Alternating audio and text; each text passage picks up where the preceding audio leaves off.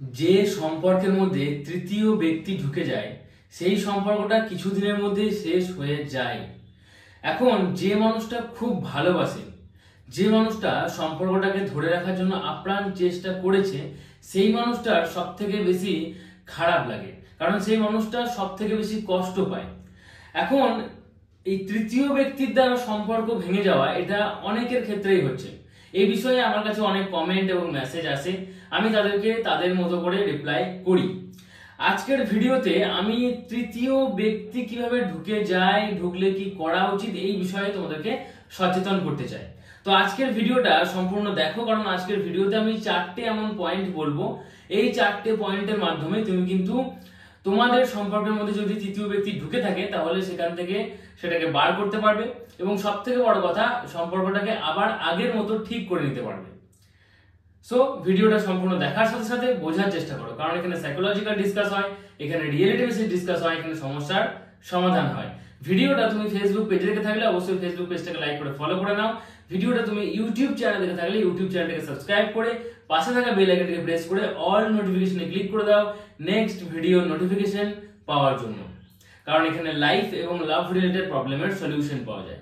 তুমি যদি আমার সাথে তোমার জীবনের কোনো সমস্যা কিংবা সম্পর্কজনিত কোনো সমস্যা নিয়ে ডিসকাস করতে চাও তাহলে সরাসরি আমার লাইভ সেশন জয়েন করো। এই চ্যানেলে প্রত্যেক রবিবার সন্ধ্যে 7:30টায় ফ্রি লাইভ সেশন হয়, জয়েন করো, সমস্যাটা বলো এবং সমাধান নেওয়ার চেষ্টা করতে পারো। আর তুমি যদি আমার সাথে একটু বেশিক্ষণ ধরে ডিসকাস করতে চাও তাহলে তুমি আমার ব্লগ চ্যানেলে যে লাইভ সেশনটা হয়, যেটা প্রত্যেক বুধবার হয়, সেটা জয়েন করতে পারো। বুধবার সন্ধ্যে ঠিক 7:30টার সময়। ব্লগ চ্যানেলের লিংক প্রত্যেক ভিডিও ডেসক্রিপশন বক্সে পাবে। ব্লগ চ্যানেলের নাম শান্তিনিকেতনের শান্তনু। আচ্ছা, ফিরে আসা যাক ভিডিওতে। আজকের ভিডিওতে তোমাকে 4টে স্টেপে কাজ করতে হবে যদি তোমাদের সম্পর্কের মধ্যে থার্ড পার্সন ঢুকে গেছে কিংবা ঢুকবে এমন একটা সিচুয়েশন, কিংবা তোমার মনে হচ্ছে যে ওই মানুষটা অ্যাজ এ থার্ড পার্সন ঢুকতে পারে এবং ঢুকলে আমাদের সম্পর্কটা ভেঙে যেতে পারে। এখন থার্ড পার্সন কারা হয় প্রথমে সেটা বুঝতে হবে। বেশিরভাগ ক্ষেত্রে থার্ড পার্সন হয় চেনাশোনা মানুষের মধ্যেই। যেমন ধরো তোমার গার্লফ্রেন্ডের কোনো বন্ধু, বেস্ট ফ্রেন্ড, ঠিক আছে, সেই থার্ড পার্সন হিসেবে ঢোকে এবং সম্পর্কটাকে ভেঙে দেয়, এবং দেখা যায় কিছুদিন পর গিয়ে সেই বয়ফ্রেন্ড হয়ে গেছে তার, ঠিক আছে। আবার হতে পারে তোমার বয়ফ্রেন্ডের কোনো বান্ধবী, অর্থাৎ খুব কাছের বান্ধবী কিংবা দূরের বান্ধবী, সেই মানুষটাই থার্ড পার্সন হিসেবে ঢোকে, সম্পর্ক থেকে তোমাকে বের করে দেবে এবং তারপরে দেখা যাবে যে সেই অ্যাজ এ গার্লফ্রেন্ড থেকে যাচ্ছে, ঠিক আছে। তো বেশিরভাগ ক্ষেত্রে কাছের কোনো মানুষ, যে বন্ধু বা বান্ধবী, সেই থার্ড পার্সন হিসেবে ঢোকে। তবে শুধুমাত্র যে কাছের মানুষজন ঢুকছে তেমনটাও নয়।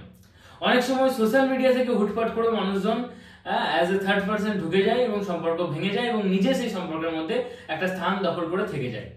তো যেমনই হোক না কেন, দূরের মানুষ, চেনা মানুষ, অচেনা মানুষ, কাছের মানুষ, যেমনই হোক না কেন, যদি তোমার মনে হচ্ছে যে কোনো একটা মানুষ সে সম্পর্কের মধ্যে ঢুকবে বা ঢুকে গেছে বা ঢুকলে তোমাদের সম্পর্কটা খারাপ হবে এমন তোমার মনে হচ্ছে, তাহলে প্রথম যে কাজটা করতে হবে, এই কাজটা খুব ইম্পর্টেন্ট কাজ এবং এখানে মানুষ ভুল করে।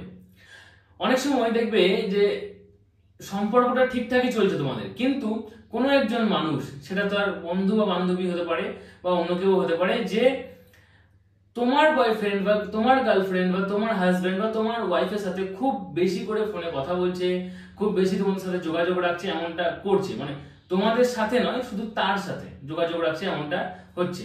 এখন তোমার যদি এই মানুষটাকে নিয়ে মনে সন্দেহ থাকে, তাহলে ম্যাক্সিমাম মানুষ যেটা করে, এটা খুব ভুল কাজ করে গেছে, যে যে মানুষটাকে থার্ড পার্সন তোমার মনে হচ্ছে সেই মানুষটার নাম করে করে তোমার বয়ফ্রেন্ডের সাথে হিংসা করা, রাগ করা, অভিমান করা, হ্যাঁ, বা তার বিষয়ে ইয়ার্কি মারা, এটা তোমাকে প্রথমে বন্ধ করতে হবে। ধরো একটু বুঝিয়ে বলি, এই বিষয়গুলো খুব আলোচনা ভিত্তিক বিষয়, তো বুঝতে হয়, তাই একটু সময় লাগে, কিন্তু বুঝে গেলে তুমি কিন্তু তোমার সম্পর্কটাকে বাঁচাতে পারবে, তাই একটু বুঝে নাও।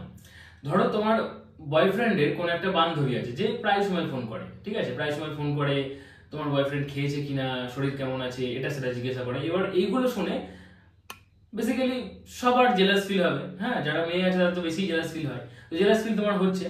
এখন তুমি কি করছো না, তোমার বয়ফ্রেন্ডকে রাগানোর জন্য বা নিজে জেলাস ফিল যখন করছো তখন এইভাবে বলছো যে হ্যাঁ, আমার কথা কেন মনে পড়বে তোমার, এখন তোমার বান্ধবী আছে, ওই বান্ধবীটার নাম করে করে তুমি এটা বলছো এবং তোমার মনে হচ্ছে যে হ্যাঁ ওই বান্ধবীটা তোমার জীবনে থাকলে বেশি ভালো হতো, কেন তোমার ওকে কি বেশি ভালো লাগে, ও কেন ফোন করে, এইভাবে যখন তুমি কন্টিনিউয়াসলি ওর ব্যাপারে নাম করে করে এরকম কোনো সময় ইয়ার্কি করছো, কোনো সময় রাগ করছো, কোনো সময় অভিমান করছো, কোনো সময় হিংসা করে জেলাস ফিল করে তুমি ওর নাম করছো, তখন কি হচ্ছে ওই মানুষটা থার্ড পার্সন হোক বা না হোক, মানুষটার ব্রেনে অর্থাৎ তোমার বয়ফ্রেন্ড বা হাজবেন্ডের ব্রেনে ওই মানুষটা অ্যাজ এ থার্ড পার্সন ঢুকে যাচ্ছে।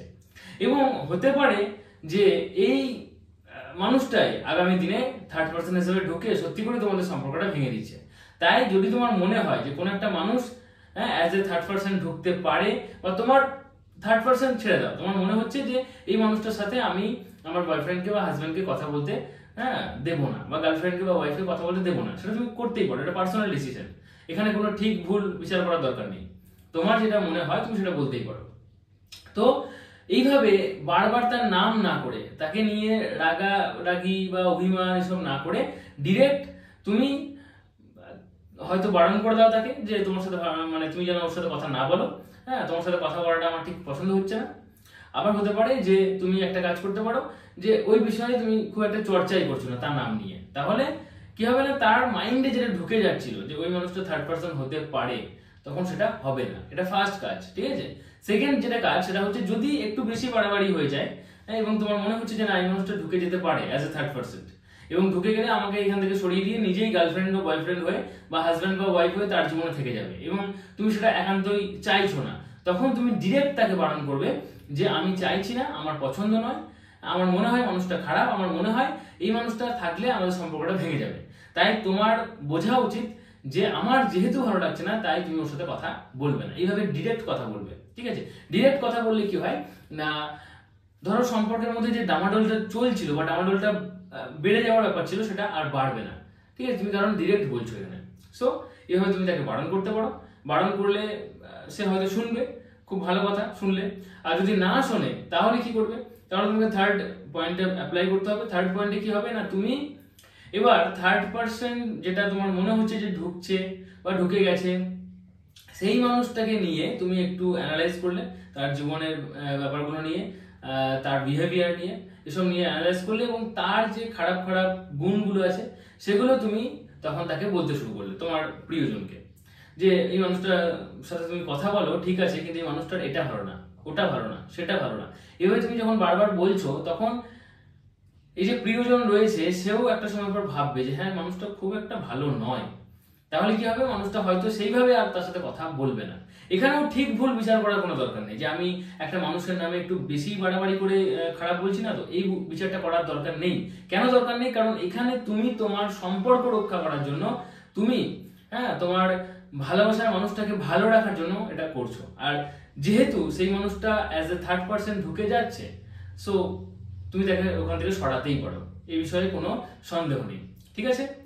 এবার অনেকেই শুধরে যাবে হয়তো এই তিনটে কাজ করলে, তবে কিছু মানুষ থাকে যারা খুব ঢিট টাইপের হয়, খুব জেদি হয়, ঠিক আছে, তারা হয়তো সম্পর্কের মধ্যেও রয়েছে, আবার দেখা যাচ্ছে বন্ধু বান্ধবের সাথে খুব বেশি ঢলাঢলি এসব চলছে। তো সেক্ষেত্রে তুমি কি করতে পারো, এক্ষেত্রে তোমাকে কাঁটা দিয়ে কাঁটা তোলা ছাড়া আর কোনো উপায় নেই। কারণ তুমি প্রথমে তাকে বুঝিয়েছো, বোঝানোর পরে তুমি ডিরেক্ট তাকে বারণ করেছো, ডিরেক্ট বারণ করার পরে তুমি তার খারাপ গুণগুলো তুলে ধরে তাকে এটা বোঝানোর চেষ্টা করেছো যে মানুষটা তোমার জন্য নয়, শুধু বাকিদের জন্য ভালো নয়। তারপরেও যদি না শুধরায় তাহলে তোমাকে কাঁটা দিয়ে কাঁটা তুলতে হবে, কারণ এটাই লাস্ট উপায়। এখানে তুমিও কোনো একটা ভালো বন্ধু বা বান্ধবী করবে এবং তার সাথে তুমি বেশি করে কথা বলা শুরু করবে, মেশা শুরু করবে। তারপরে যদি এটা দেখে সে জেলাস ফিল করে, তখন যদি ঝগড়া হয় হোক, অসুবিধা নেই, ঠিক আছে, অশান্তি হয় হোক, অসুবিধা নেই, কিন্তু যখন সে বলবে তুমি এটা করবে না, তখন তুমিও তাকে বারণ করবে যে তুমিও ওটা করবে না, তবেই আমি এটা ছাড়বো, ঠিক আছে। দেখো অনেক সময় একটা বিষয় বুঝতেই হবে যে অনেক মানুষ থাকে, অনেক সময় এমন জীবনে আসবে যেখানে তোমার কোনো দোষ থাকবে না, কিন্তু তবুও তোমার উপরে প্রহার করা হবে। এখন তোমার উপরে প্রহার করলে তুমি যদি চুপ করে থেকে যাও তাহলে হয়তো যুদ্ধ হবে না, ঝগড়া হবে না, অশান্তি হবে না, মারামারি হবে না, কিন্তু তুমি এর পরে গিয়ে আরো বেশি করে ঘাত প্রতিঘাতের শিকার হবে, তোমার উপরে আরো বেশি প্রহার করা হবে, কারণ তুমি প্রহারের পরে জবাব দাওনি। তাই ঝগড়াঝাটি, অশান্তি, মারামারি, যুদ্ধ এগুলোকে ভয় পেলে চলে না, কারণ তোমার এখানে দোষ নেই, তোমার উপরে আগে থেকে কেউ চড়াও হয়েছে। এরপরে তুমি যদি রিপ্লাই করো তাহলে সে আবার চড়াও হবে, এটা ঠিক কথাই, কিন্তু এখানে তুমি তোমার সেলফ রেসপেক্টটাকে বজায় রাখছো। তুমি ভবিষ্যতে ভালো থাকবে তার জন্য যুদ্ধ করছো, তার জন্য মারামারি করছো, তার জন্য ঝগড়াঝাটি অশান্তি করছো। তাই অশান্তি যেটা হবে সেটাকে নিয়ে বেশি মাথামাতি করার দরকার নেই, অশান্তি হবেই, কিন্তু সেক্ষেত্রে হতে পারে যে অ্যাজ এ থার্ড পার্সন যেটা ঢুকেছিল, যে মানুষটা ঢুকেছিল সেই মানুষটা সরে যাবে।